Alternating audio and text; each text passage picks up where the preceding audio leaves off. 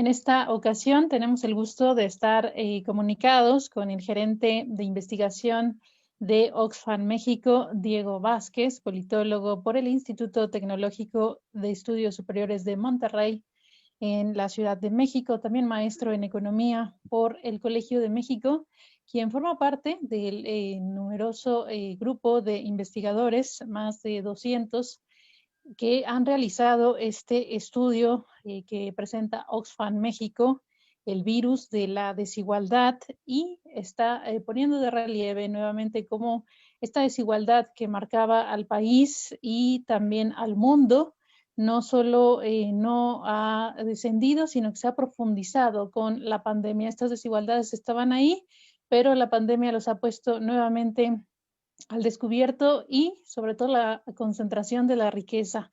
Diego, un gusto saludarte. Buenas tardes, bienvenido. Buenas tardes, Francisca. Gracias por invitarme a tu programa. Y sí, aquí listos para platicar sobre este informe.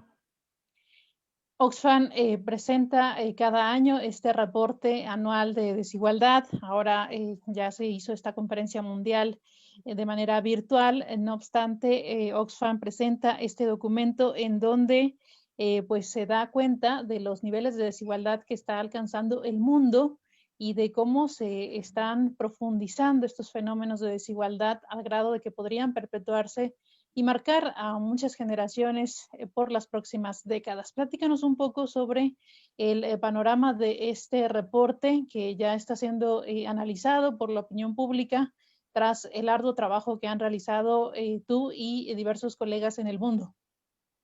Sí, la verdad es que este reporte recoge evidencia e historias de diferentes partes del mundo.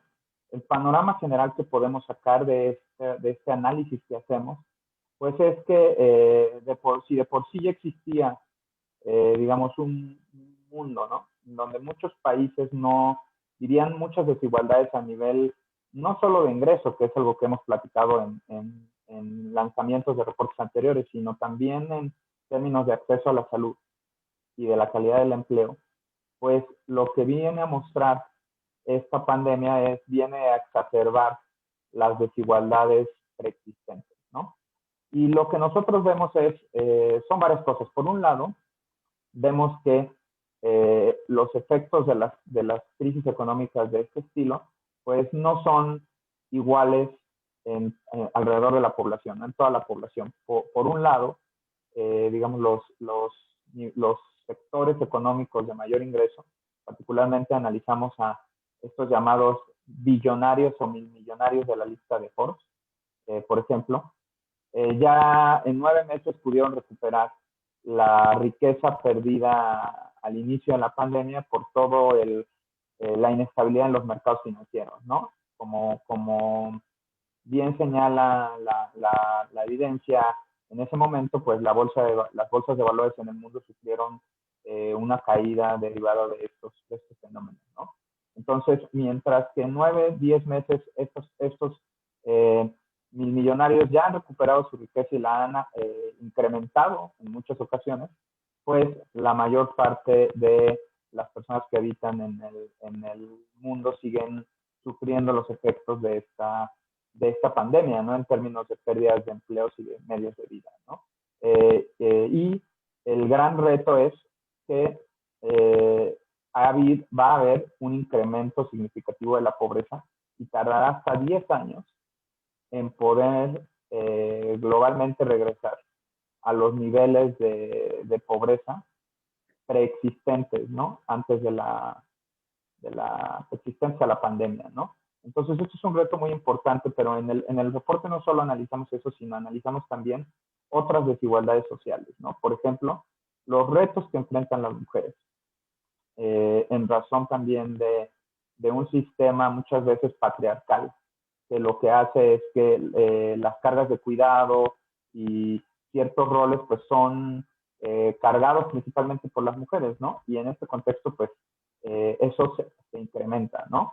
Y también analizamos la falta de acceso de ciertos grupos que han estado históricamente marginados a servicios de salud de calidad, ¿no? Por ahí tenemos datos, por ejemplo, que dicen que la probabilidad de que una persona afrodescendiente, por ejemplo en Brasil, muera es 40% más alta que la de un brasileño, por ejemplo, blanco, ¿no? O que, por ejemplo, los latinos y los afroamericanos en Estados Unidos también tienen una mayor tasa de mortalidad, ¿no? Y todos estos fenómenos combinados pues nos dan un panorama de una desigualdad que aumentará y también la necesidad de políticas públicas para tratar de reducir, ¿no?, estos efectos. Antes de pasar a esta propuesta que está haciendo Oxfam en torno a las políticas públicas necesarias, me parece muy relevante que expongan el caso de la dinámica de los megamillonarios que pues no solo no han sido afectados prácticamente con esta pandemia, sino que siguen amasando fortunas importantes. En contraste con todo el drama que han vivido el otro sector de la población, que ha tenido que irse a paros forzosos, que ha tenido que perder su empleo, que prácticamente las políticas de reactivación económica siguen pues en stand-by en otros países en Europa con estos segundos confinamientos. Platícanos un poco sobre la realidad de ese otro sector de la población que no es precisamente estos megamillonarios, Diego. Pues sí, lo que ha pasado, y lo podemos ver en México, pero también es una cosa que sucede en muchos países de renta media, de renta baja, es que mientras que los países, digamos, desarrollados con un sistema fiscal y un Estado fuerte han podido generar mecanismos de protección para todos o para una gran mayoría de sus ciudadanos, pues en países como México y en otros países de ingresos un poco más bajos, lo que hemos encontrado es que hay una gran informalidad, ¿no?, laboral y una gran precariedad del empleo. Y no hay estados fiscalmente fuertes que tengan los medios para subsanar o para poder contrarrestar esto, ¿no? Particularmente en temas de protección social y de política social, ¿no?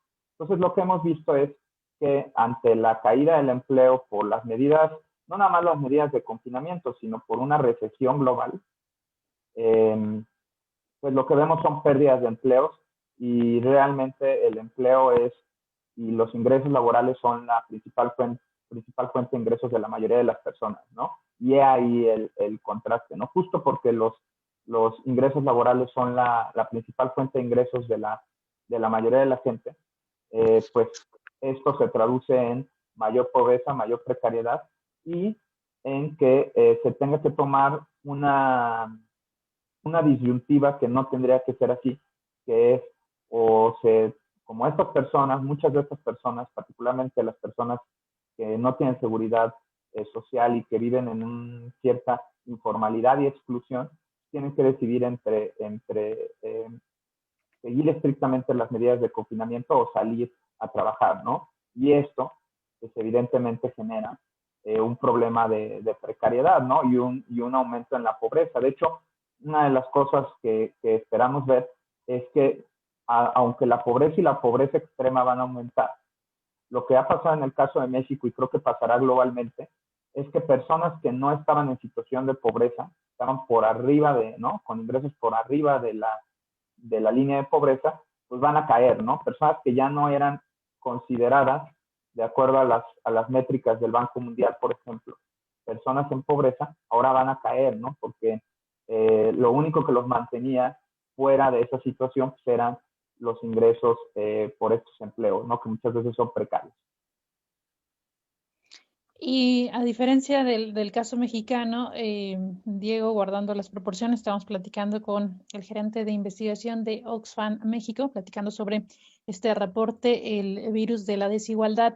Es el mecanismo en ciertos países, ustedes analizan esto que llaman la regulación de empleo temporal y también los mecanismos de ingreso básico, que hace rato referías, fue uno de los mecanismos que tomaron algunos países para atenuar los efectos los efectos de la crisis.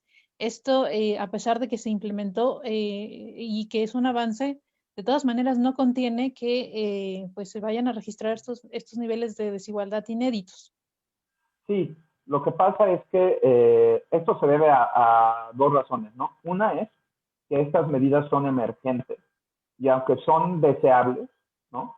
No había cuestiones estructurales de desigualdad previas, ¿no? Previas a la pandemia, que fue lo que de alguna manera detona estas reacciones, pero son reacciones paliativas, pero no van al fondo, ¿no? Y el fondo del asunto es que durante décadas, incluso en países ricos, los sistemas de protección social se han ido recortando, ¿no? Y en países de renta media y de renta baja, pues no existen todavía mecanismos robustos de protección social, ¿no? Entonces, esto, aunado al derecho a la salud, por ejemplo, calculamos que de acuerdo a la Organización Mundial de la Salud había en 2017 3,000 millones de personas que no tenían acceso efectivo a la salud. Estas condiciones fueron las que generaron esta crisis, ¿no? Y la otra que es muy importante es que de alguna manera estas medidas o estas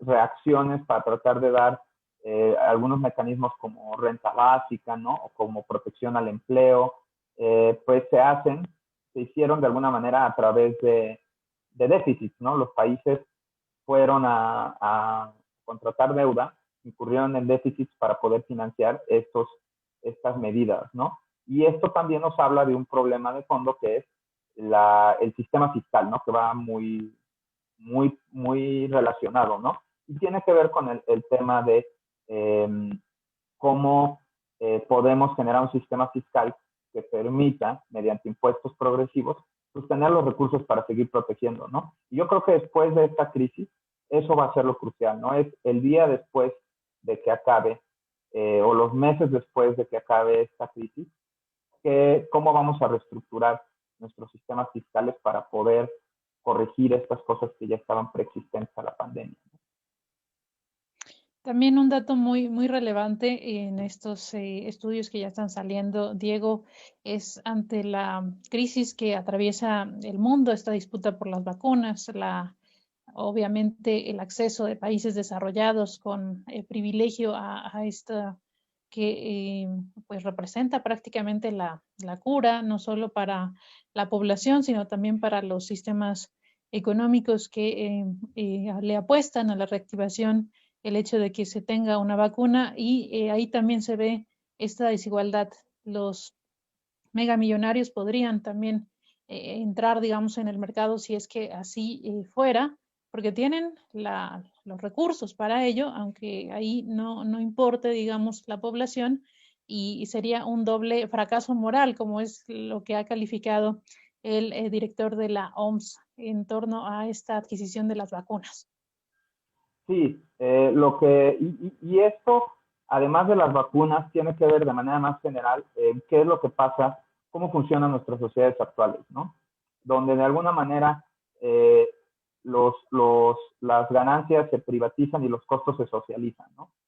Finalmente, estas medidas, lo que podemos ver es que todas estas medidas adicionales de rescate, por ejemplo, que se tienen actualmente, van a tener que seguir pagadas, van a tener que ser pagadas en un futuro, incluyendo las vacunas y otras medidas sanitarias, van a tener que ser pagadas con impuestos, ¿no? Impuestos que pagamos todos los ciudadanos, mientras que esta élite económica pues, sigue acumulando riqueza, ¿no? Entonces la pregunta de fondo aquí es, ¿cómo poder tener, mediante políticas públicas, particularmente de carácter fiscal, pues una sociedad en donde digamos, se aporte de acuerdo a los recursos que se tienen, ¿no? Y que de alguna manera este grupo o esta élite económica contribuya a la mitigación de esta pandemia, ¿no? Porque si algo queda muy claro es que, digamos, mientras la mayoría de